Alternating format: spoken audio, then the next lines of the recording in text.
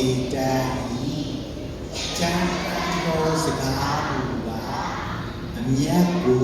လို့စောတတ်၏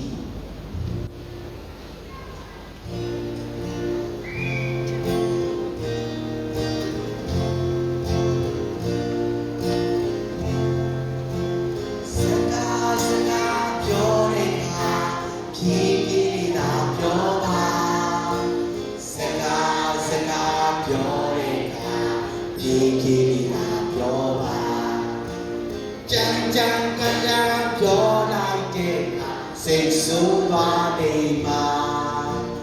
စကားပြောတဲ့အခါဖြည်းဖြည်းသာပြောပါစကားပြောတဲ့အခါဖြည်းဖြည်းသာပြောပါစကားပြောတဲ့အခါဖြည်းဖြည်းသာပြောပါကြံကြံပြောလိုက်တဲ့အခါစိတ်ဆိုးသွားနေမှာစကားပြောတဲ့အခါ